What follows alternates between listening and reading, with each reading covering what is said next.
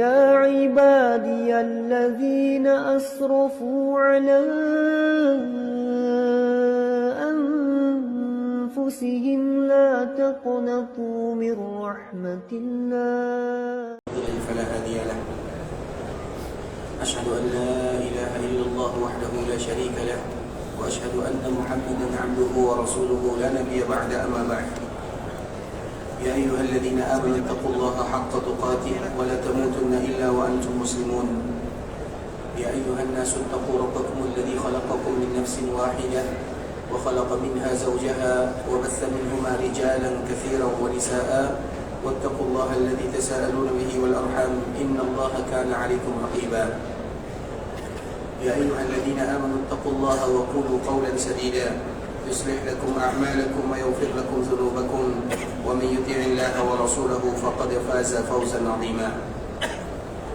أما بعد، فإن أصدق الحديث كتاب الله، وخير الهدي هدي محمد صلى الله عليه وسلم، وشر الأمور محدثاتها، فإن كل محدثة بدعة وكل بدعة ضلالة. Ikhwatul Islam, saudara kaum muslimin, para tetamu Allah rahimani wa rahimakumullah. Alhamdulillah, Allah Subhanahu wa taala kembali memberikan kesempatan kepada kita bersama untuk bisa duduk di taman di antara taman-taman surga yang ada di dalam Masjid Rasulullah sallallahu alaihi wasallam. Karena di kota Madinah itu ada dua taman surganya. Yang pertama taman surga yang disebutkan oleh Nabi sallallahu alaihi wasallam, "Ma baina baiti wa minbari rawdatun min riyadil jannah." Di antara rumahku dan mimbarku adalah taman di antara taman-taman surga. Itu adalah taman surga yang pertama. Sedangkan taman surga yang kedua adalah hadis Nabi sallallahu alaihi wasallam, "Idza marartum bi rawdatin min riyadil jannati farta'u." Apabila kalian melewati taman di antara taman-taman surga, maka mampirlah di sana.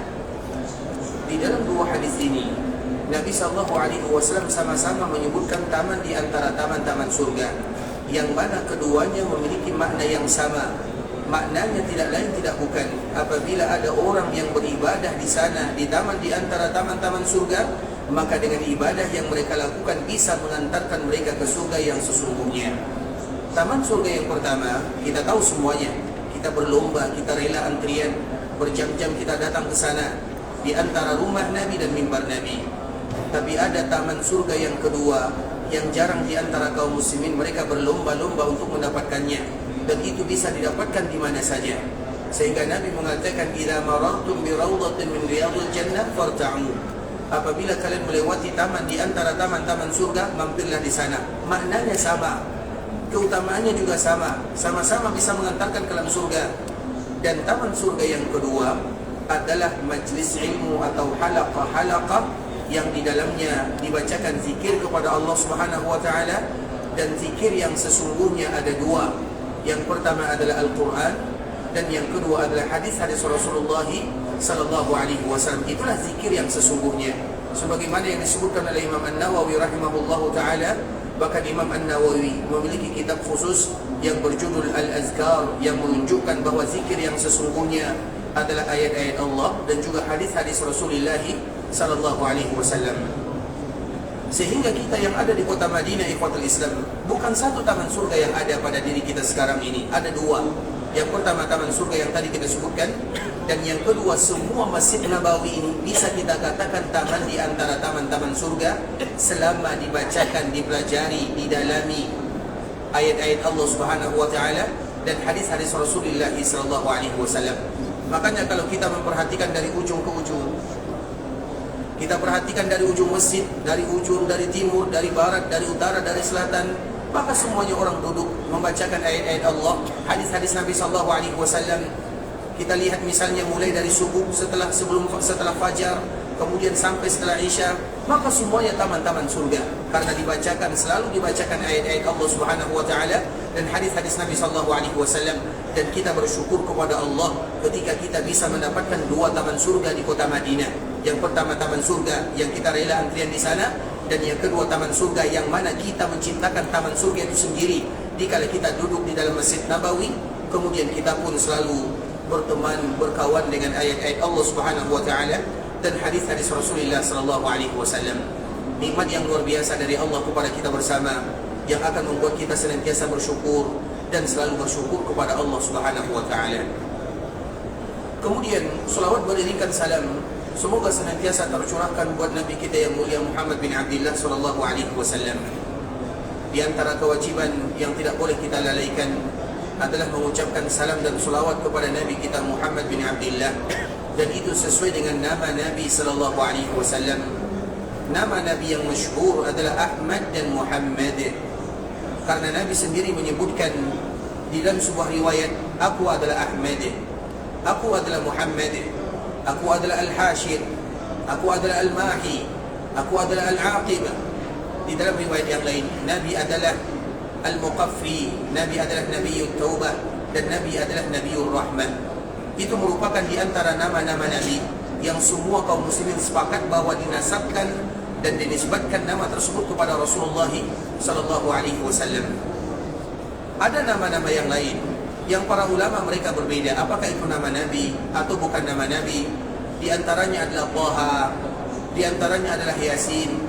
Para ulama mereka tidak sepakat apakah itu nama Nabi atau tidak. Tapi ada yang para ulama mereka sepakat, dan salah satu yang disepakati tersebut adalah Ahmad, Muhammad, Al-Mahi, Al-Aqib, Al-Hashir, Nabiyur Rahmah, Nabiyut Taubah, Al-Muqaffi. Al-Hashir artinya adalah yang dikumpulkan, yang mengumpulkan, karena memang semua manusia akan berkumpul kepada Nabi di hari kiamat, maka Nabi dinamakan dengan Al-Hashir. Kemudian nama Nabi adalah Al-Aqib. Al-Aqib itu artinya yang tidak ada lagi Nabi setelah Nabi, dan memang tidak ada lagi Nabi setelah Nabi, maka Nabi dinamakan dengan Al-Aqib.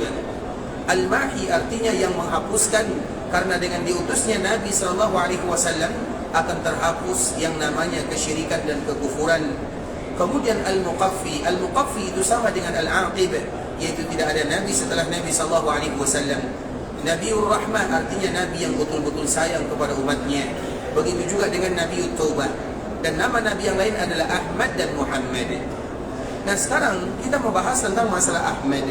Kenapa Nabi SAW dinamakan dengan Ahmad? Ahmad dan Muhammad itu ikhwatul Islam diambil dari kata yang sama, Hamidah. Hamidah itu artinya adalah memuji atau pujian. Sedangkan kalimat Nabi dinamakan dengan Ahmad. Ahmad itu artinya adalah orang yang paling banyak memuji. Karena memang yang paling banyak memuji Allah Subhanahu wa taala adalah Rasulullah sallallahu alaihi wasallam. Lisan Nabi tidak pernah berhenti berzikir kepada Allah Subhanahu wa taala. Makanya para sahabat mereka menceritakan, kalau Nabi berbicara dengan kami, kemudian tiba-tiba giliran kami yang berbicara dan Nabi mendengarkan, sambil mendengarkan maka Nabi akan berzikir kepada Allah Subhanahu wa taala. Baik itu dengan istighfar, dengan memuji Allah, dengan tahmid, dengan tahlil, dengan kalimat-kalimat yang lainnya, dan diajarkan oleh Nabi SAW kepada kita semuanya. Maka nama Nabi sesuai dengan namanya Ahmad, artinya orang yang banyak memuji. Sehingga apabila ada di antara kita yang namanya Ahmad, maka ketahuilah apa makna daripada kalimat ini. Mereka wajib melaksanakan kewajiban sesuai dengan namanya. Ahmad yaitu orang yang banyak memuji. Kemudian nama Nabi yang berikutnya adalah Muhammad.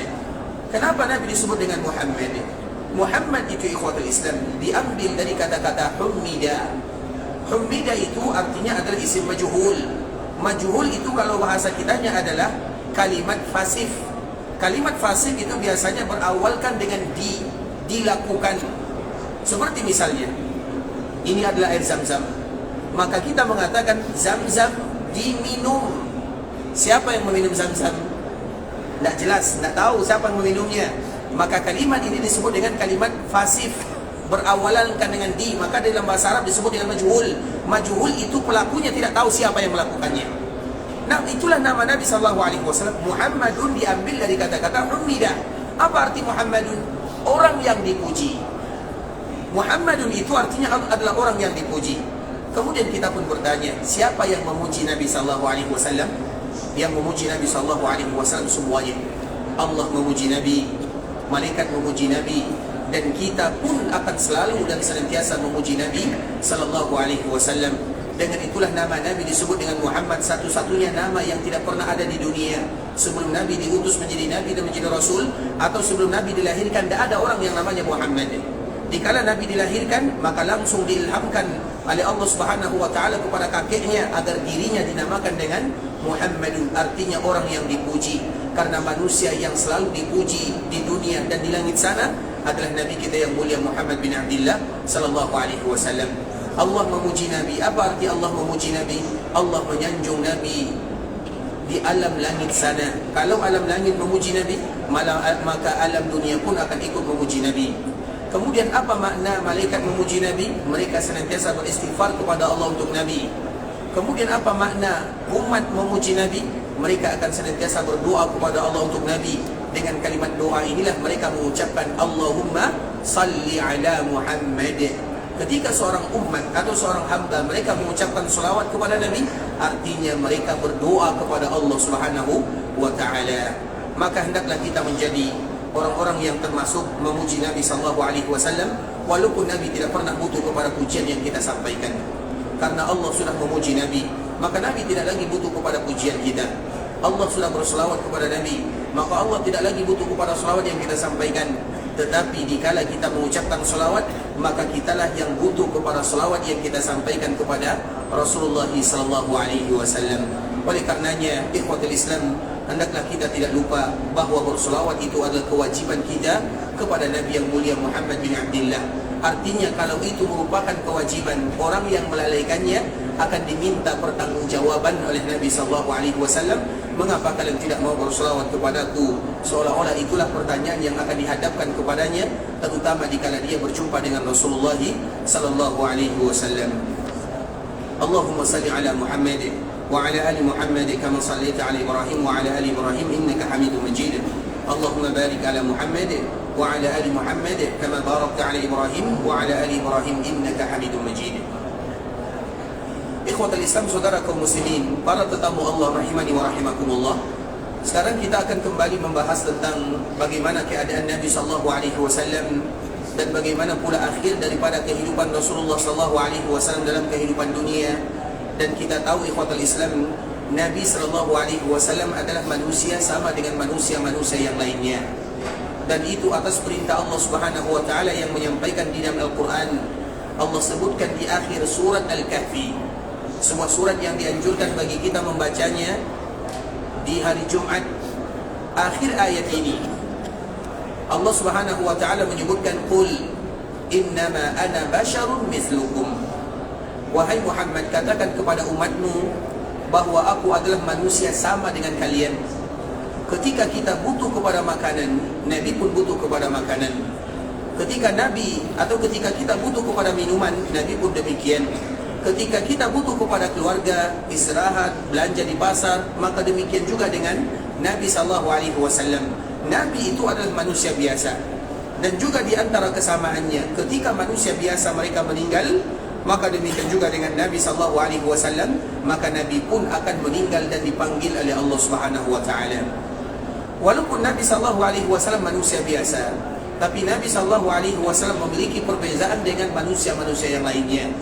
Dan itu akan tampak jelas di ikhwatul Islam, yaitu di akhir kehidupan Nabi sallallahu alaihi wasallam, terutama dikala Nabi wafat atau dikala Nabi diselenggarakan jenazahnya atau jasadnya, maka Nabi akan terlihat bagaimana perbedaannya dengan manusia-manusia biasa. Iya, hukum asal Nabi sallallahu alaihi wasallam adalah manusia biasa, tapi Nabi adalah utusan Allah Subhanahu wa taala yang diberikan kekhususan oleh Allah untuk dirinya. Dan kita akan sebutkan nanti ikhwatul Islam bagaimana kekhususan yang disebutkan oleh Allah Subhanahu wa taala kepada Nabi, yang mana Nabi sallallahu alaihi wasallam meninggal di kota Madinah dan juga dikuburkan di kota Madinah, dan yang demikian tentunya atas pesan Rasulullah sallallahu alaihi wasallam. Karena Nabi pernah menyebutkan kepada penduduk Madinah, al-mahya mahyakum wal mamatu mamatukum. Sesungguhnya kehidupan ini adalah kehidupan kalian dan kematian ini juga bersama kalian. Bahkan ikhwatul Islam, sebuah kejadian yang luar biasa, secara singkat saja, ada yang namanya Perang Hunain. Perang Hunain adalah sebuah peperangan yang diabadikan oleh Allah di dalam Al-Quran, yang mesti bagi kaum muslimin untuk mengetahuinya. Peperangan yang dilalui oleh Nabi SAW sangatlah banyak. Sebahagian ulama sejarah, sebagaimana yang terdapat di dalam riwayat, di dalam hadis Nabi SAW yang dibawakan oleh Anas bin Malik radhiyallahu ta'ala anhu dan Anas bin Nadar, pamannya, Mereka menyebutkan bahwa Nabi SAW pernah mengikuti peperangan yang diikuti oleh Nabi, kurang lebih 19 peperangan. Itu yang diikuti oleh Nabi SAW. Maka disebut dengan ghazwah. Ghazwah itu adalah sesuatu peperangan yang Nabi ikut serta di dalamnya. Sedangkan kalau Nabi tidak ikut, maka disebut dengan sariyah, yang diikuti oleh Nabi SAW. Kurang lebih ada 19 peperangan. Nah, di antara 19 ini ada yang diabadikan oleh Allah di dalam Al-Quran, dan tidak semuanya. Yang diabadikan tidak semuanya. Apa yang diabadikan oleh Allah? Perang Badar, Uhud, kemudian perang Khandaq, kemudian Fathu Makkah. Itu yang diabadikan oleh Allah. Kemudian ada yang namanya perang Hunain. Kurang lebih 5 atau 6 peperangan saja yang diabadikan oleh Allah di dalam Al-Quran. Apa maknanya? Artinya kaum muslimin mereka harus tahu peperangan yang diabadikan oleh Allah dalam Al-Quran. Karena ke-19-nya tidak mungkin kita tahu, atau sulit bagi kita mengetahuinya. Tapi yang diabadikan oleh Allah di dalam Al-Quran, maka mesti bagi kaum muslimin untuk mengetahuinya secara umum. Dan salah satu yang Allah abadikan dalam Al-Quran adalah namanya perang Hunain. Hunain ini ikhwatul Islam, siapa yang ingat kapan kira-kira terjadi perang Hunain? Bagaimana cara kita mengetahui kapan terjadi perang Hunain? Mudah saja. Karena perang Hunain ini jaraknya dengan Fathu Makkah kurang lebih 3 minggu sahaja. Berarti zamannya, waktunya, tahunnya sama dengan Fathu Makkah. Kapan terjadi Fathu Makkah? Tahun keberapa Fathu Makkah? Ada yang tahu Fathu Makkah tahun berapa terjadi? Tahun ke-5 atau tahun ke-6? Kapan terjadi Fathu Makkah? Fathu Makkah yang Allah abadikan, inna fatahna laka fatham mubina idza jaa nasrullahi wal fatah. Semuanya disebutkan oleh Allah Subhanahu wa taala dengan kemenangan. Kemenangan itu banyak, namun kemenangan yang paling nyata sebagian para ulama mengatakan adalah Fathu Makkah. Pertanyaannya, kapan kira-kira terjadi? Siapa yang tahu? Tahun ke-5, tahun ke-4, tahun ke-6? Tahun ke-berapa? Tahun ke-8 Hijriah. Kenapa tahun ke-8 Hijriah? Apa alasannya? Ya sudah, tahun ke-8. Baik, Masya Allah, silakan. Masya Allah. Syukran ya, barakallahu fiik. Syakarallahu lakum. Perang Fathu Makkah ini Islam terjadi pada tahun ke-8 Hijriah. Berarti perang Hunain juga terjadi pada tahun 9 atau 10? Ke-8 sudah pasti, karena jaraknya hanya 3 minggu sahaja dari Fathu Makkah. Nah, terlepas daripada cerita ini ikhwatul Islam, karena bukan momennya kita menceritakan apa kejadian yang ada di Hunain. Hunain itu kurang lebih 30 sampai 40 kilo dari Makkah Al-Mukarramah, tidak terlalu jauh. Nah, di kala perang Hunain ini ikhwatul Islam, Allah menyebutkan laqad nasarakumullahu fi mawatin katsirah. Allah telah memberikan pertolongan kepada kalian di momen yang sangat banyak. Wa yauma Hunain, dan salah satunya di kala terjadi perang Hunain diabadikan oleh Allah dalam Al-Quran, id a'jabatkum kasratukum falam tughni ankum minallahi syai'a wa dhaqat 'alaikumul ardu bima rahabat thumma wallaytum mudbirin. Yang mana kaum muslimin mereka merasa jumlah mereka banyak sekali, karena memang perang Hunain ini umatul Islam banyak. Kenapa banyak? Karena bergabung 2 pasukan besar dari Mekah dan dari Madinah. Ketika terjadi Fathu Makkah, berapa pasukan yang bersama Nabi SAW? Ada yang masih ingat Fathu Makkah itu berapa para sahabat yang ikut pergi ke Makkah bersama Nabi? Ada 100 atau 200 orang? Berapa? 100.000. Banyak ya? Masya Allah, 100.000. Dia jumlahnya kurang lebih hanya 10.000 sahaja. 10.000. Kemudian dikala terjadi Fathu Makkah, orang Makkah pun ikut masuk ke dalam agama Islam, sehingga bertemu 2 pasukan. Karena baru saja terjadi Fathu Makkah, Nabi tinggal di Makkah, kemudian terjadi perang Hunain, maka yang tadi 10.000 ikut bersama Nabi, kemudian orang Makkah yang baru saja masuk Islam juga ikut bersama Nabi SAW, sehingga jumlah mereka kurang lebih 12.000, ada yang menyebutkan 13.000, maksimal 14.000. Nah, biasanya peperangan yang diikuti oleh Nabi maksimal 3.000. Peperangan yang biasanya diutus oleh Nabi maksimal 3.000. Bahkan ada peperangan yang paling dahsyat ikhwatul Islam. Salah satu nama peperangan tersebut adalah Perang Mu'tah. Kita tahu Perang Mu'tah? Perang Mu'tah itu adalah ukiran sejarah yang sampai sekarang orang-orang yang tidak beriman, atau orang-orang kufar, atau orang-orang yang bukan muslim, Mereka merasa takjub kenapa bisa demikian terjadi. Saking indahnya peperangan ini bagi kaum muslimin. Kenapa demikian ikhwatul Islam? Karena perang Mu'tah itu pasukan kaum muslimin hanya 3.000 orang sahaja. Nabi SAW mengatakan, yang memimpin kalian adalah Zaid bin Harithah. Kalau dia meninggal, maka digantikan oleh Ja'far. Kenapa Nabi mengatakan kalimat ini? Nabi tahu kalau Zaid ini akan dipanggil, akan menjadi seorang yang syuhada. Kemudian kalau Ja'far meninggal, digantikan oleh Abdullah. Nabi tahu Ja'far ini juga akan meninggal, akan syahid di sana. Kalau Abdullah meninggal, maka silakan kalian memilih pemimpin kalian. Karena memang 3 pemimpin yang tadi ditunjuk oleh Nabi, semua mereka gugur syahid. Kemudian pada akhirnya yang memimpin kaum muslimin adalah Khalid ibn Walid. Jumlah kaum muslimin berapa orang? Tidak lebih dari 3.000 orang saja. Berapa pasukan musuh? Musuh pada waktu itu kurang lebih jumlahnya berapa nak? Berapa? Sini nak, Masya Allah.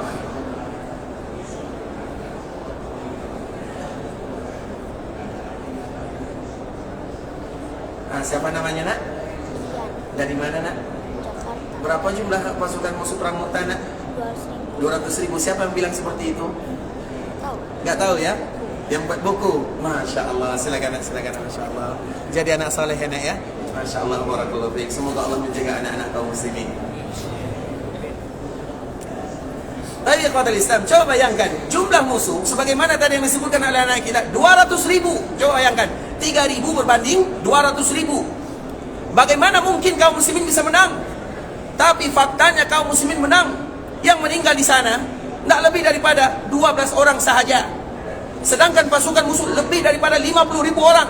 Sehingga orang-orang barat sampai sekarang dikala mereka bercerita tentang perang Mu'tah, mereka pusing. Kok bagaimana bisa terjadi? 3.000 lawan 200.000. Kalau seandainya kaum muslimin meninggal 100, mereka meninggal 500, wajar, masih imbang. Ini yang meninggal dari kaum muslimin 12, dari mereka 50.000 lebih. Peperangan yang dahsyat. Peperangan itu ikhwatul Islam yang memberikan kemenangan adalah Allah Azza wa Jalla. Karena iman dan takwa. Jumlah tidak pernah menentukan. Jadi jangan pernah bangga, oh jumlah kita banyak. Tidak pernah di dalam Islam dijadikan jumlah itu sebagai standar.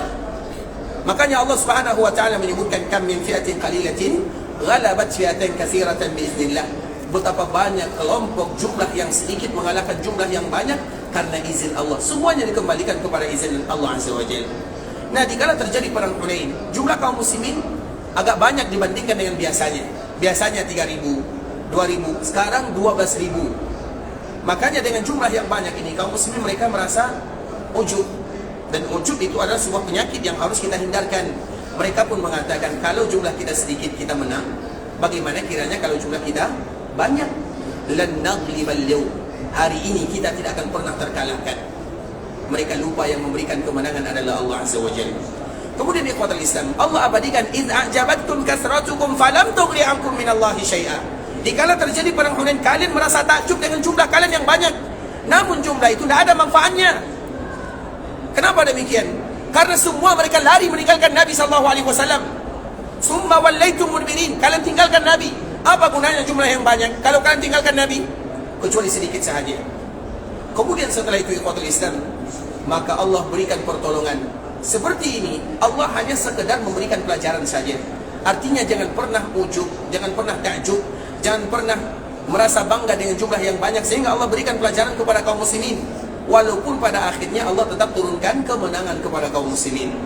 Bagaimana cara Allah menurunkan kemenangan? Thumma anzalallahu sakinatahu ala rasulihi wa ala al-mu'minin wa anzala junudan lam tarawha. Maka setelahnya Allah turunkan ketenangan, kenyamanan, keimanan, kekuatan kepada Nabi, kepada orang-orang mukmin. Kemudian di antara bentuk Allah memberikan pertolongan kepada kaum muslimin, Allah turunkan malaikat-malaikat. Jadi malaikat itu ikhwatul Islam, antara perang Badar dengan perang Hunain ada kemiripan.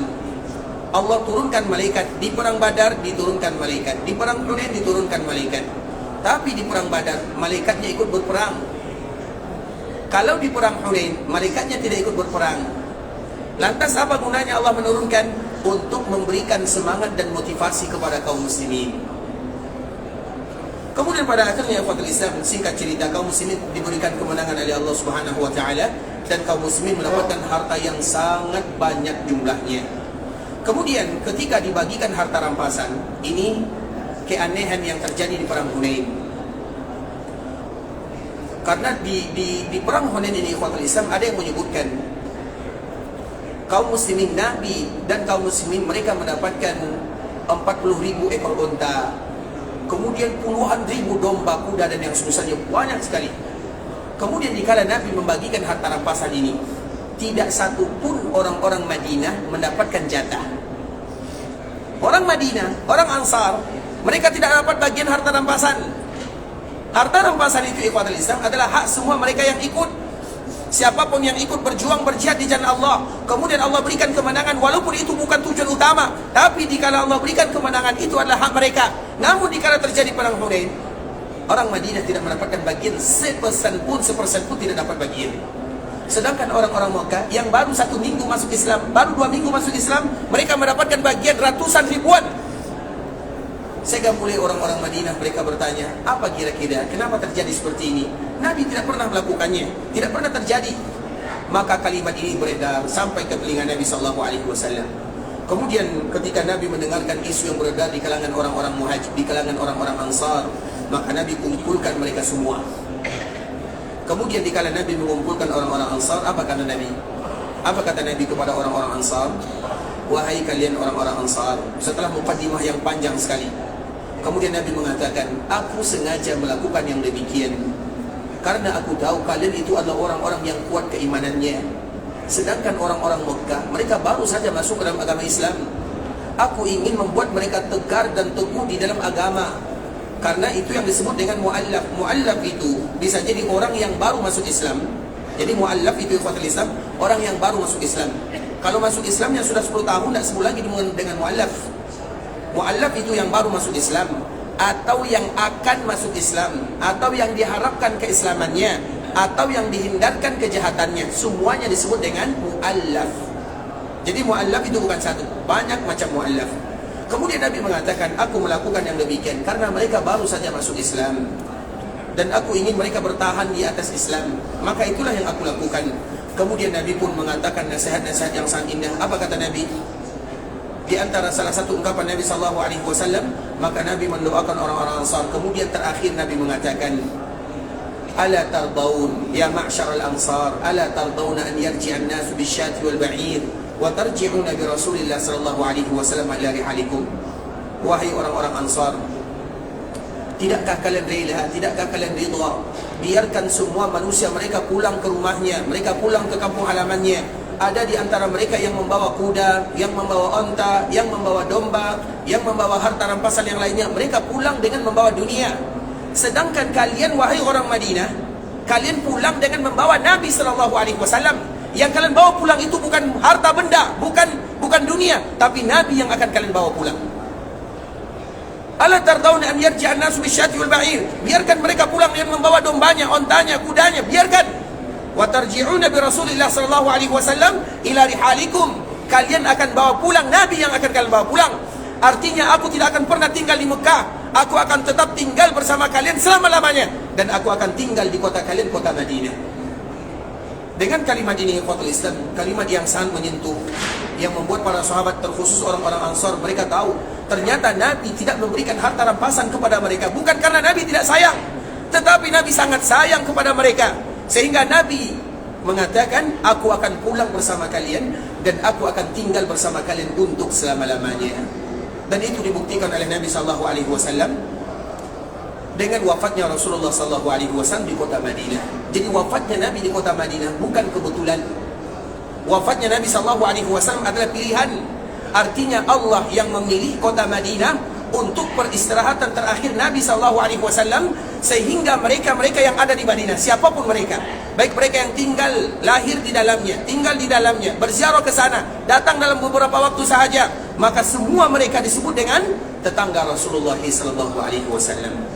Sebuah kalimat yang sangat indah, yang kita bangga dan bersyukur kepada Allah dengannya. Selama kita berada di sini, selama itu pula kita disebut dengan jiwaru Rasulullah SAW. Kita itu tetangga Nabi. Maka dikala kita menjadi tetangga Nabi, ikhwatul Islam, Maka anjuran bagi kita bersama, terkhusus bagi kita yang datang ke kota Madinah, ingat, lakukanlah hal-hal yang terbaik. Yang haram tinggalkan, yang makruh tinggalkan, bahkan yang mubah-mubah pun dianjurkan bagi kita meninggalkannya, karena kita tidak lama bertetangga dengan Rasulullah sallallahu alaihi wasallam. Kita contohkan misalnya, kalau yang makruh, kalau yang haram sudah pasti. Misalnya yang mubah, kita contohkan yang mubah. Misalnya, terutama kita laki-laki ya, kita biasanya suka nonton bola misalnya, atau nonton tinju misalnya di televisi. Kalau ada di antara kita yang menonton orang main bola atau olahraga yang lainnya, itu salah atau tidak? Boleh tidak? Boleh, tidak ada salahnya. Itu tidak, di mana salahnya. Tapi pertanyaannya, apakah itu pantas kita lakukan di kota Madinah? Pantas atau tidak? Apa jawabannya? Bagi yang suka nonton susah menjawabnya. Pantas tidak kita menonton bola di sini, di kamar, di hotel kita sambil nonton misalnya? Kalau di kota Madinah, waktu kita hanya 1 minggu, 3 hari, 4 hari, tidak pantas kita melakukan yang demikian, padahal tidak dilarang. Bisa dipahami? Padahal perkara mubah, tapi tidak pantas rasanya itu kita lakukan selama kita bertetangga dengan Nabi SAW. Apalagi kalau merokok misalnya, mohon maaf ya, apalagi mendengarkan perkara-perkara yang tidak bagus. Ingat, setiap kali kita melakukan perkara yang haram atau makruh atau mubah sekalipun yang akan melalaikan kita, maka ingat kita sedang bertetangga dengan Rasulullah SAW yang harus kita jaga. Karena kita tidak ingin hanya bertetangga dengan Nabi di dunia, tapi kita juga ingin bertetangga dengan Nabi di dalam surga untuk selama-lamanya. Itu merupakan tujuan dan cita-cita kita bersama ikhwatul Islam. Sehingga kita yang ada di kota Madinah, berhati-hatilah, manfaatkan semua waktu yang ada untuk beribadah kepada Allah. Iya, mungkin kita lelah, kita letih, namun harus kita ingat, lelahnya kita, letihnya kita, sengaja kita membelinya. Lelah yang dibeli di sini, kita sengaja membeli lelah. Kita korbankan pekerjaan, kita korbankan uang untuk lelah. Jadi lelah kita di sini, kita sengaja membelinya. Kalau seandainya kita beli lelah tersebut, kemudian kita diberikan nikmat oleh Allah Azza wa Jalla, maka tinggal bagaimana kita memanfaatkan, terutama selama kita berada di kota Madinah, yang dikala kita berada di kota Madinah, kita semuanya mendapatkan sebuah julukan yang sangat indah, yaitu tetangga Rasulullah sallallahu alaihi wasallam. Kemudian ikhwatul Islam, para tamu Allah rahimani wa rahimakumullah, ketika Nabi sallallahu alaihi wasallam mengatakan kalimat ini, maka itu merupakan bahasa isyarat dari Nabi sallallahu alaihi wasallam bahwa Nabi akan wafat di kota Madinah, dan memang betul Nabi wafat di kota Madinah. Makanya kemarin kita menyebutkan ketika haji wada', Nabi sallallahu alaihi wasallam diturunkan sebuah ayat yang mana ayat ini merupakan kabar gembira dan kabar duka. Apa ayatnya? Ayatnya adalah al-yawma akmaltu lakum dinakum wa atmamtu alaikum ni'mati wa raditu lakum al-islam madinah. Allah mengatakan dan menurunkan sebuah ayat di hari yang paling indah, bersua 2 hari yang paling indah. Karena haji Nabi, hari Arafah bertepatan dengan hari Jumat. Hari Arafah yang terjadi di zaman Nabi itu juga hari Jumat. Di hari inilah ayat ini diturunkan. Sehingga Umar menyebutkan, aku tahu di mana ayat ini diturunkan. Bagaimana keadaan Nabi? Nabi sedang berdoa di Arafah, di sebuah bukit yang kita kenal dengan Bukit Ilal, atau dikenal dengan Bukit Doa, atau yang lebih populer dengan istilah Jabal Rahmah. Nabi berdoa di bawahnya. Kemudian setelahnya ikhwatul Islam, Allah turunkan ayat ini. Ketika ayat ini turun, Nabi sampaikan kepada sahabatnya. Dikala Umar mendengarkan ayat ini, apa kata Umar? Maka di situ ada kabar gembira, ada kabar duka. Apa kabar gembiranya? Agama Islam sudah sempurna dan Allah yang menjaminnya. Kalau Allah yang menjamin, Islam tidak akan pernah punah di dunia. Artinya Islam akan kekal dan abadi untuk selama-lamanya. Bagaimanapun musuh Islam, mereka menyerang Islam, mereka menyudutkan Islam, Islam akan tetap ada untuk selama-lamanya. Kenapa demikian? Allah yang menjaganya, Allah menyempurnakannya. Kalau Islam hilang, berarti tidak sempurna namanya. Makanya itulah makna ayat ini, kabar gembira kepada kaum muslimin. Agama lain tidak ada jaminan. Kadang mereka ada, kadang tidak ada, karena Allah tidak pernah memberikan jaminan. Sedangkan agama Islam, Allah yang menjamin. Kalau Allah yang menjamin, maka tidak akan pernah hilang Islam di muka dunia. Itu kabar gembiranya. Kabar dukanya apa? Umar mengatakan,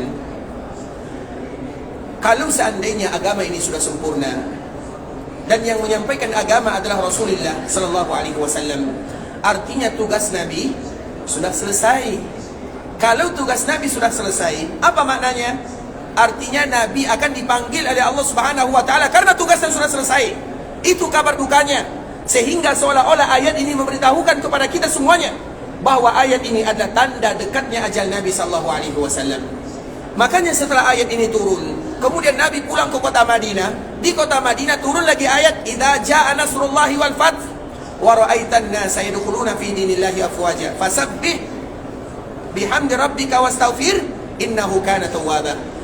Allah memerintahkan Nabi, ayat ini berbunyi ikhwatul Islam, apabila kemenangan datang, kemudian orang sudah masuk Islam, maka apa kewajiban Nabi atau apa kerja Nabi setelahnya? Kerja Nabi adalah beristighfar, bertasbih. Itu tugas Nabi. Artinya apa? Tidak ada lagi tugas Nabi yang lain.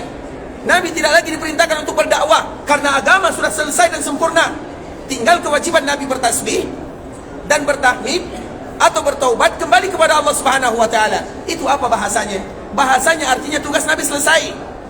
Kemudian Allah perintahkan fasabbih bihamdi rabbika wastaghfir. Itu perintah Allah kepada Nabi. Senantiasa untuk bertasbih. Nabi bertasbih siang dan malam, tapi di akhir kehidupan lebih ditekankan. Nabi beristighfar siang dan malam, tapi di akhir kehidupan lebih ditekankan.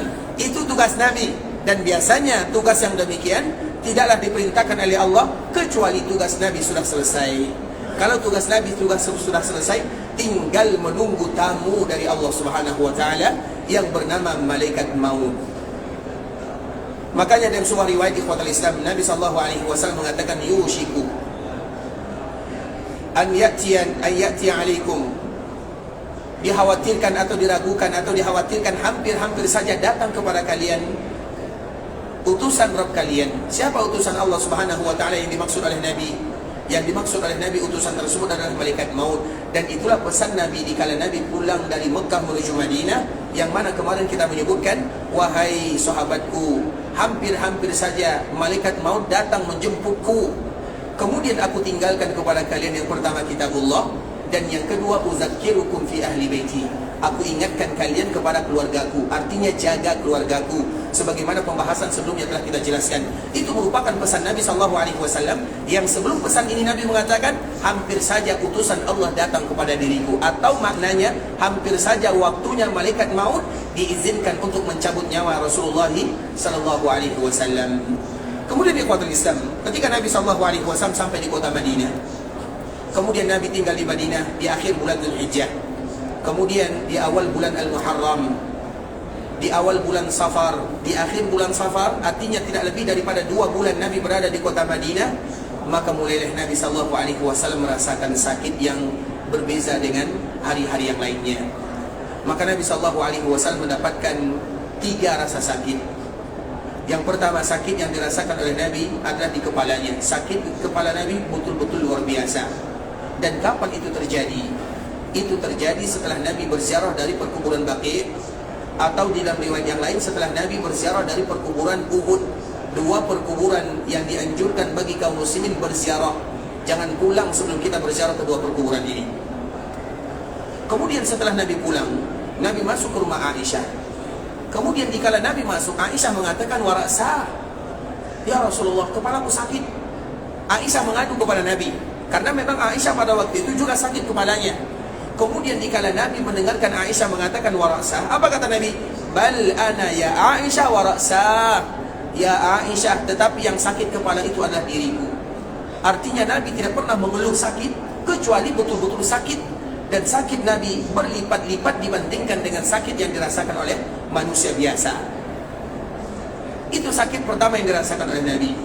Sakit yang kedua, apa penyakit yang dirasakan oleh Nabi SAW? Dan ini riwayat yang dibawakan oleh Imam Bukhari juga dari ibunda kita Aisyah radhiyallahu taala anha. Nabi menyebutkan atau Aisyah mengatakan, karena Nabi sallallahu alaihi wasallam yaqulu fi maradhi alladhi mata fihi. Nabi selalu mengatakan dikala Nabi sakit, yang mana sakit ini mengantarkan kepada wafatnya Nabi sallallahu alaihi wasallam. Apa penyakit yang diderita oleh Nabi? Ya Aisyah, ma azalu ajidu alam at-ta'am alladhi akaltuhu bi Khaybar. Wahai Aisyah, makanan yang aku pernah mencicipinya ketika terjadi perang Khaybar, sekarang aku rasakan sakitnya. Fahada awan, dan ini waktunya wajadtul qita'i abuhuri min dzalika sum, dan ini waktunya di mana racun yang pernah aku cicipi di Khaybar akan memutuskan kerongkonganku ini, kata Nabi SAW. Artinya Nabi juga sakit di sini ya, kerongkongannya. Ini kerongkongan bahasa kita ya, kerongkongan. Nah, kenapa demikian ikhwatul Islam? Karena dulu di Khaybar ada seorang wanita yang meracuni Nabi SAW. Kenapa wanita ini meracuni Nabi? Dan wanita itu berasal dari Yahudi. Namanya Zainab, bukan Zainab putri Nabi ya, tapi namanya Zainab, seorang wanita agama Yahudi. Dia meracuni Nabi dan mengatakan, aku ingin meracun orang ini. Kalau dia betul-betul Nabi, maka dia tidak akan mendapatkan akibat dari racunnya. Artinya dia akan selamat. Tapi kalau dia bukan Nabi, dia akan mati dengannya. Kemudian Nabi memakannya. Sebelum Nabi memakannya, wanita ini bertanya, makanan apa yang paling disukai oleh Nabi? Nabi suka kambing, bagian pahanya. Kemudian bagian paha ini diberikan racun yang paling banyak oleh wanita Yahudi ini. Karena racun, sihir, itu semuanya asal-muasalnya berasal dari orang-orang Yahudi. Kemudian ikhwatul Islam, dikala Nabi dihadiahkan makanan yang tadi sudah dimasak oleh wanita ini, maka Nabi mengambil bagian yang disukai oleh Nabi, yaitu bagian pahanya. Ternyata bagian paha itu sudah diracuni dengan racun yang paling banyak, yang lain juga diracuni. Tapi Nabi yang pertama kali mencicipinya, diambil oleh Nabi dagingnya, dimakan oleh Nabi. Para ulama mengatakan, ada yang mengatakan Nabi memakannya, kemudian kembali memuntahkannya. Ada yang mengatakan Nabi menelannya, tapi hanya sedikit saja. Mau ditelan, mau dimakan, mau dimuntahkan, tapi racun itu sudah berada di mulut Nabi SAW. Asalnya iya, Nabi dijaga oleh Allah Azza wa Jalla. Nabi tidak mungkin dibunuh oleh seorang wanita dengan racun, tidak mungkin. Nabi dijaga oleh Allah. Tapi ada bekasnya. Bekas ini kapan dirasakan oleh Nabi? Dikala Nabi di akhir kehidupannya. Perang Khaybar terjadi pada tahun ke-7 Hijriah. Nabi wafat pada tahun kapan Nabi wafat? Tahun berapa? 7, 10. Nabi wafat kapan ikhwatul Islam? Kapan Nabi wafat sallallahu alaihi wasallam? Nabi wafat pada tahun ke-11 Hijriah. Bisa dipahami semuanya? Nabi wafat pada tahun ke-11 Hijriah. Artinya coba bayangkan antara tahun ke-7 dengan tahun ke-11, berapa kira-kira jaraknya? Kurang lebih 3 tahun setengah. Karena Nabi wafat di tahun ke-11 di awalnya bulan Rabiul Awal, di awalnya. Artinya di awal bulan 11 Nabi wafat. Kemudian ikhwatul Islam, rasa sakit yang dirasakan oleh Nabi di akhir kehidupannya, salah satu penyebabnya adalah gara-gara racun ini. Maka Nabi mengatakan, wahai Aisyah, ini waktunya, yang mana racun yang pernah aku makan di Khaybar sekarang akan memutuskan urat leherku, kata Nabi sallallahu alaihi wasallam. Itu sakit yang kedua dirasakan oleh Rasulullah sallallahu alaihi wasallam. Kemudian sakit yang ketiga dibawakan oleh sahabat Abdullah bin Mas'ud radhiyallahu taala anhu, yang dibawakan, yang dikeluarkan oleh Imam Bukhari rahimahullahu taala. Abdullah bin Mas'ud mengatakan, dakhaltu ala Rasulillah sallallahu alaihi wasallam wa huwa yu'aku wa'kan syadida. Aku pernah mengunjungi Nabi sallallahu alaihi wasallam dan dia betul-betul sakitnya luar biasa beratnya. Famasistuhu biyadi. Kemudian aku memegang tangan Nabi sallallahu alaihi wasallam, faqultu ya Rasulullah. Baru saja Abdullah bin Mas'ud memegang tangan Nabi atau memegang jasad Nabi, maka Abdullah bin Mas'ud ini kaget, terkejut dan mengatakan, ya Rasulullah, innaka latu'aku wa'kan syadida. Ya Rasulullah, alangkah beratnya demam yang kurasakan. Jadi sakit yang ketiga dirasakan oleh Nabi SAW adalah demam. Berarti Nabi sakit di akhir kehidupannya. Yang pertama, sakit kepala Nabi. Yang kedua, kerongkongan Nabi. Dan yang ketiga, demam yang begitu tinggi. Kemudian, apa kata Nabi SAW? Faqala Rasulullah SAW. Maka Nabi menjawab, ajal, inni u'aku kama yu'aku rajulani minkum. Kalau saya sakit atau kalau saya demam yang saya rasakan 2 kali lipat atau berlipat-lipat dibandingkan dengan yang kalian rasakan. Artinya kalau Nabi sakit kepala tidak sama dengan kita. Kalau Nabi sakit lehernya tidak sama dengan kita. Kalau Nabi demam tidak sama dengan kita. Kenapa demikian? Tentunya kita bertanya-tanya. Karena Nabi itu ikhwatul Islam. Nabi adalah orang yang diberikan kekuatan yang luar biasa oleh Allah Subhanahu wa taala. Anas bin Malik menyebutkan, kalau dibandingkan kekuatan Nabi dengan kekuatan manusia biasa, maka kekuatan Nabi 30 atau 40 kali lipat dibandingkan dengan manusia biasa. Jadi Nabi itu bukan orang lemah, Nabi itu paling kuat. Hanya saja Nabi tidak pernah memperlihatkan kekuatannya, karena Nabi bukan diutus untuk menunjukkan kekuatannya. Nabi diutus untuk berdakwah di jalan Allah Subhanahu wa taala dengan kelembutan, dengan kasih sayang. Makanya kita lihat di ikhwatul Islam, para sahabat, orang-orang Quraisy, siapapun di zaman Nabi, tidak akan pernah bisa mengalahkan kekuatan Nabi sallallahu alaihi wasallam. Iya, Nabi berperang, tapi kapan kita menyaksikan kalau Nabi pernah membunuh orang? Tidak pernah. Nabi berperang bukan karena Nabi dendam kepada mereka, tidak, tapi Nabi ingin berdakwah. Makanya Nabi walaupun berperang, tapi Nabi tidak pernah membunuh orang, tidak pernah. Nabi itu kuat. Kalau seandainya Nabi berdoa kepada Allah, ya Allah turunkan bebatuan, turunkan hujan terbuat dari batu, hancurkan mereka semuanya, tidak perlu lagi Nabi berperang. Nabi kuat jasadnya, kuat fisiknya, kuat doanya, semuanya kuat. Tapi Nabi diutus untuk berdakwah di jalan Allah Subhanahu wa taala dengan penuh kelembutan, dengan penuh kasih sayang. Nabi sebagaimana di antara salah satu nama Nabi yang tadi kita sebutkan adalah Nabiur Rahmah. Nabiur Rahmah itu artinya Nabi yang sangat penyayang kepada umatnya. Makanya kita lihat di ikhwatul Islam, Nabi itu dianiaya siang dan malam, ditekan dakwahnya, dizalimi, semua kezaliman pernah dirasakan oleh Nabi. Tapi apa jawaban Nabi sallallahu alaihi wasallam? Nabi hanya berdoa kepada Allah. Nabi meminta hidayah kepada mereka, dan itu sudah banyak sekali ceritanya ikhwatul Islam. Bagaimana Nabi dizalimi, bagaimana Nabi disakiti. Apa jawaban Nabi sallallahu alaihi wasallam? Nabi tidak pernah membalasnya. Abu Jahal yang kuat itu kalah dari Nabi sallallahu alaihi wasallam. Umar yang kuat tidak ada bandingnya dengan Nabi sallallahu alaihi wasallam. Nabi itu kuat. Makanya Anas bin Malik radhiyallahu taala anhu mengatakan, kalau dibandingkan dengan kekuatan manusia biasa, maka Nabi kuatnya 30 sampai 40 kali lipat. Kemudian di ikhwatul Islam, nah dikala Nabi sakit, maka sakit Nabi pun berlipat-lipat dibandingkan dengan manusia biasa. Kenapa demikian? Tentunya kita bertanya, dan sahabat pun bertanya. Faqultu zalika anna laka ajrain. Abdullah bin Mas'ud mengatakan kepada Nabi, ya Rasulullah, kenapa engkau harus berlipat-lipat dibandingkan dengan rasa sakit yang kami rasakan? Maka Nabi Abdullah mengatakan, apakah yang demikian karena Allah akan memberikan pahala yang lebih untuk dirimu? Maka Nabi SAW mengatakan, qala ajal, iya betul.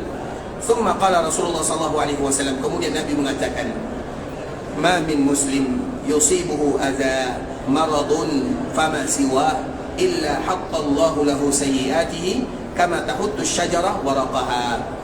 Nabi SAW mengatakan, berpesan kepada kaum muslimin, tidak ada satupun kaum muslimin yang tertimpa musibah dan masalah,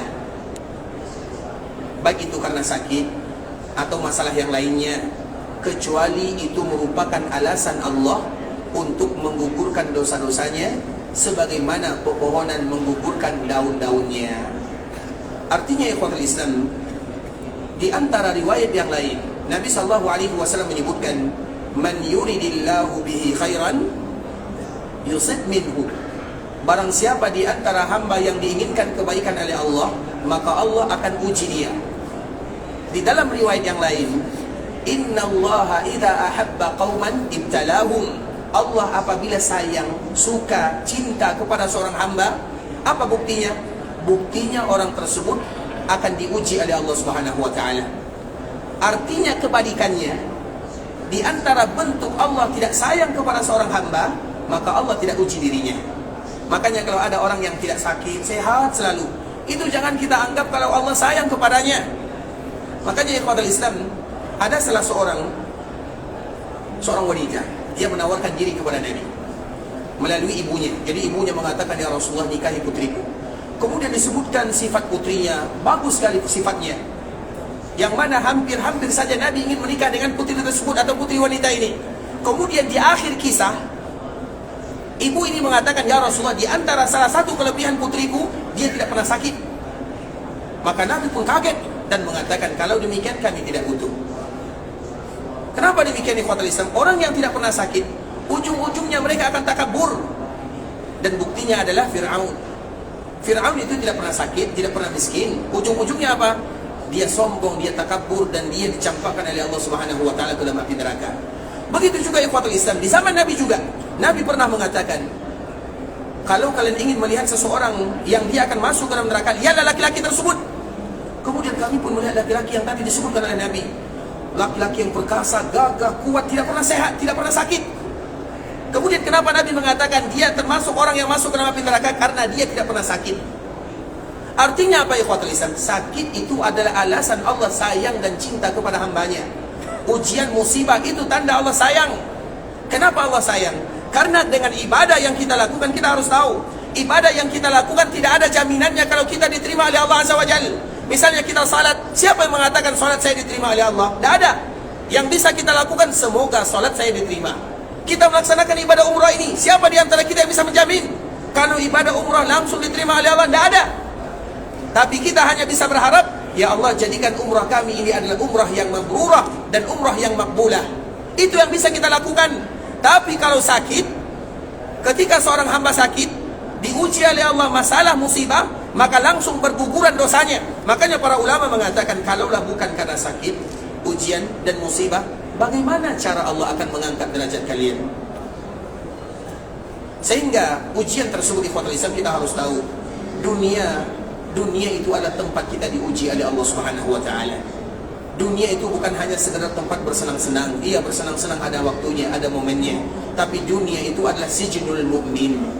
Dunia itu penjara bagi seorang mukmin. Ada aturannya, banyak yang harus mereka lakukan, banyak yang harus mereka tinggalkan. Ibarat kita berada di dalam penjara. Ini boleh, ini tidak boleh. Itu aturan Allah Azza wa Jalla, dan itu adalah juga bagian daripada ujian Allah Azza wa Jalla. Makanya Nabi SAW menyebutkan, memberikan motivasi, tidak seorang pun hamba yang diuji oleh Allah kecuali itu adalah bentuk Allah menguburkan dosa-dosanya. Dan orang yang paling berat ujiannya adalah Rasulullah SAW. Jadi jangan pernah kita mengatakan apabila ada saudara kita yang diuji, jangan kita katakan kamu itu banyak dosa makanya Allah uji dirimu. Tidak. Allah uji diri dia untuk mengangkat derajatnya, untuk memberikan pahala kepadanya. Atau apabila ada Allah menguji salah satu di antara kita, contoh, misalnya ada di antara kita yang sakit, atau ada di antara kita yang kehilangan anak, atau ada di antara kita yang kehilangan keluarga, hilang uang, dan yang semisalnya, jangan pernah kita mengatakan, ya Allah, apa dosaku, apa salahku, kenapa ujian ini diberikan kepadaku? Ketahuilah ikhwatul Islam, itu tanda Allah sayang kepada kita semuanya. Dan orang yang paling disayangi oleh Allah adalah Nabi Muhammad SAW. Dan orang yang paling berat ujiannya adalah Nabi SAW. Nabi lahir dalam keadaan yatim, kemudian tidak dijaga oleh ibunya atau tidak diasuh oleh ibunya, diasuh oleh wanita yang lain. Kemudian ibunya meninggal dikala dia masih kecil. Kemudian Nabi SAW itu fakir sekali, ikhwatul Islam. Bahkan saking fakirnya Nabi, karena di umur 9 tahun Nabi pernah diajak oleh pamannya yang bernama Abu Talib pergi ke sebuah daerah yang bernama Syam untuk berdagang. Karena Abu Talib ini juga seorang laki-laki yang miskin, sehingga dia tidak bisa memberikan uang banyak kepada Nabi SAW. Umur Nabi baru 9 tahun. Kemudian diajak ke Syam. Sampai di perjalanan, maka ada salah seorang pendeta mengatakan, wahai Abu Talib, wahai Abu Talib, jangan bawa keponakanmu ini, atau anak pamanmu ini, atau anak saudaramu ini, jangan pergi ke Syam, jangan masuk ke sana. Kenapa demikian? Karena aku melihat ada pada dirinya tanda-tanda kenabian, atau ada tanda-tanda khusus. Maka Nabi pun pulang. Dikala Nabi pulang, Nabi tidak makan. Kemudian dikala Nabi tidak makan, apa yang dilakukan oleh Nabi? Nabi mengembala kambing di umurnya 9 tahun. Kemudian kambing ini milik siapa? Milik penduduk Mekah. Kemudian diupah Nabi dengan 1 dirham, bukan 1 dinar, 1 dirham, setengah dirham, bisa untuk makan Nabi SAW. Itu yang dilakukan oleh Nabi. Kemudian Nabi menikah tanpa ada uang, sehingga dia dilamar oleh Khadijah. Dikala Nabi menikah, punya anak, semua anak-anak Nabi yang laki-laki wafat. Kemudian yang perempuan juga wafat di depan mata Nabi SAW, atau zaman kehidupan Nabi SAW. Anak Nabi yang laki-laki, Qasim, Abdullah, Ibrahim, semuanya wafat di depan mata Nabi, masih kecil. Kemudian putri-putri Nabi, Zainab, Ruqayyah, Ummu Kulsum juga wafat, umur mereka tidak lebih daripada 23 tahun. Satu-satunya yang tersisa adalah Fatimah. Maka Fatimah ini disebut dengan Ummu Abiha. Fatimah radhiyallahu ta'ala anha terkenal dengan Ummu Abiha. Apa arti Ummu Abiha? Ummu Abiha, Fatimah ini anak Nabi, namanya adalah Ummu Abiha. Ummun apa arti ummun? Ibu. Abiha apa arti abun? Fatimah gelarnya adalah Ummu Abiha, ibu daripada ayahnya. Siapa yang tahu apa makna ibu daripada ayahnya? Fatimah ini salah satu gelarnya adalah Ummu Abiha, ibu dari ayahnya. Apa makna ibu dari ayahnya? Siapa yang tahu? Fatimah gelarnya adalah Ummu Abiha, ibu dari ayahnya. Karena satu-satunya wanita yang dikelilingi oleh Nabi dari keluarga dekatnya adalah Fatimah, dan dia mirip dengan ibunya Khadijah, sehingga dia seolah-olah walaupun itu putri Nabi, tapi seolah-olah dia dipandangkan Nabi seperti ibunya Khadijah, maka disebut dengan Ummu Abiha. Itu adalah ibu ayahnya. Paham atau tidak? Gelar Fatimah adalah Ummu Abiha. Artinya satu-satunya yang tersisa dari keluarga dekat Nabi adalah Fatimah. Makanya Nabi mengatakan hiya bid'atun minni. Fatimah itu adalah bagian daripada diri. Kalau ada yang mengganggu Fatimah dengan lisan, dengan tulisan, dengan badan, sama dia mengganggu Nabi SAW. Maka Nabi sangat marah kalau ada orang yang mengganggu Fatimah atau yang membuat Fatimah menangis. Makanya Ali bin Abi Thalib dia memiliki tugas yang berat. Ali bin Abi Thalib ini ikhwatul Islam adalah suami Fatimah. Menjadi suami Fatimah itu tidak ringan, karena ada darah daging Nabi SAW di dalamnya. Dan Nabi betul-betul berpesan tidak sama dengan anak-anak Nabi yang lain, karena yang tersisa Fatimah.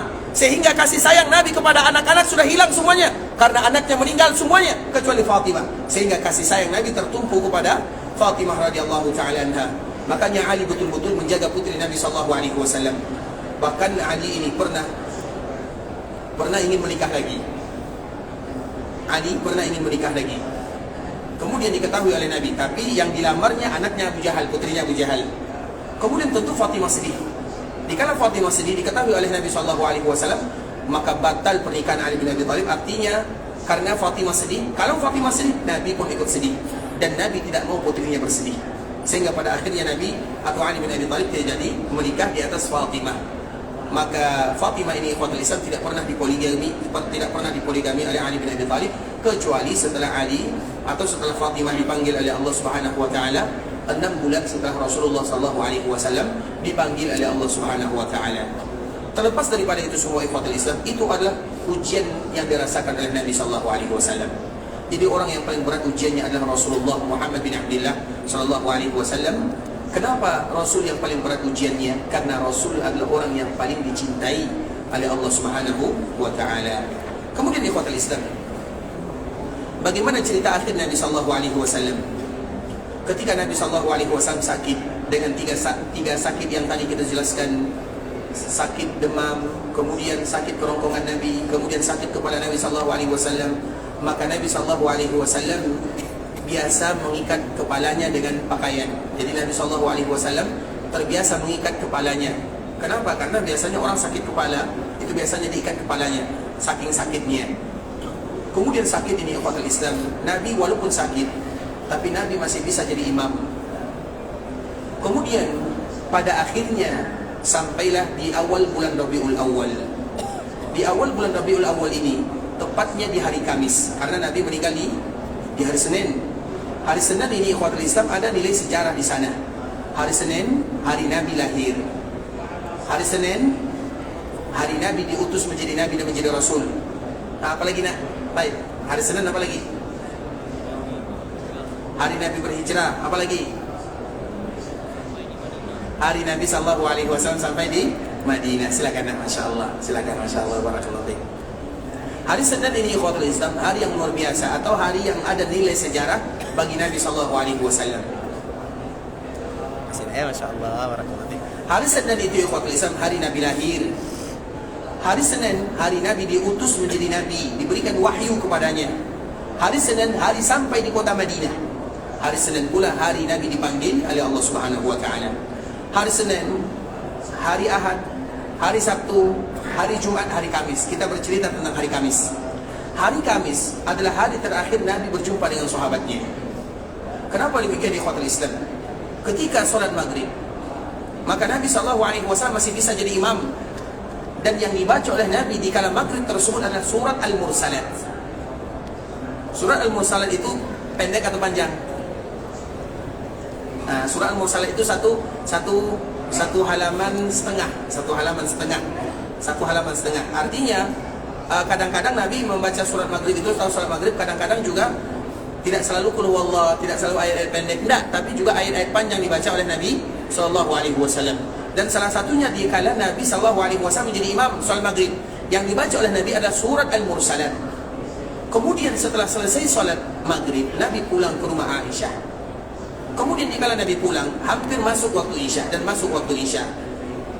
Ketika masuk waktu Isya, ikhwatul Islam, Nabi SAW tidak lagi sadarkan diri.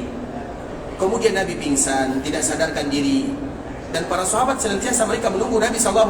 Mereka sudah berbaris berada di dalam masjid, ingin menunggu Nabi jadi imam. Karena tidak ada yang berani jadi imam di zaman Nabi kecuali dua. Yang pertama adalah Abu Bakar As-Siddiq. Yang kedua adalah siapa yang kedua? Siapa yang tahu siapa yang kedua? Yang pernah jadi imam di zaman Nabi ketika Nabi masih hidup? Kalau tidak tahu berarti besok kita sambung. Baik, ikhwatul Islam. Huzaifah? Salah juga. Ada lagi yang ingin mencoba? Baik, ikhwatul Islam, insyaallah besok kita sambung ya. Sampai di sini pembahasan yang bisa kami jelaskan. Yang benar dari Allah Subhanahu wa taala, yang salah dari diri kami pribadi karena kurangnya ilmu kami, karena kebodohan dan karena kejahilan kami. Kami mohon dimaafkan kalau ada kata-kata yang tidak bagus, kalimat-kalimat yang kurang tepat, bahasa-bahasa yang kurang lancar, kami mohon dimaafkan. Dan kita senantiasa memberikan semangat dan motivasi kepada kita yang ada di kota Madinah, terkhusus di dalam Masjid Nabawi. Di antara salah satu ibadah yang paling mulia yang bisa kita lakukan di dalam Masjid Nabawi ini adalah belajar agama Allah Subhanahu wa taala. Karena Nabi pernah menyebutkan semua mereka yang belajar agama di kota Madinah di dalam Masjid Nabawi sama nilainya dengan orang yang berjihad di jalan Allah Subhanahu wa taala. Yang kita sampaikan ini ikhwatul Islam, semua kita sudah tahu. Tapi yang paling ingin kita cari adalah nilai dan status jihad di jalan Allah Subhanahu wa taala. Dan semoga Allah menjadikan kita semua orang-orang yang berjihad di jalannya. Bagi kita yang ingin pergi ke Mekah, semoga Allah Subhanahu wa taala terima amal ibadahnya, kabulkan doa-doanya, jadikan umrahnya adalah umrah yang mabrurah. Kalau ada di antara kita yang ingin pulang ke kampung halamannya, semoga Allah mudahkan perjalanannya, dilancarkan urusannya, kembali berkumpul dengan keluarga yang mereka tinggalkan dalam keadaan sehat walafiat, dan agar kita selalu diberikan rezeki oleh Allah bisa datang ke Mekah Madinah dalam rangka menggapai ridha Allah Subhanahu wa taala. Kita tutup dengan doa kafaratul majlis. Subhanakallahumma bihamdika asyhadu an la ilaha illa anta astaghfiruka wa atubu ilaik. Wa sallallahu wa sallim ala nabiyyina wa habibina wa khalilina wa sayyidina Muhammadin wa ala alihi wa sahbihi wa sallam tasliman katsira. Assalamualaikum warahmatullahi wabarakatuh.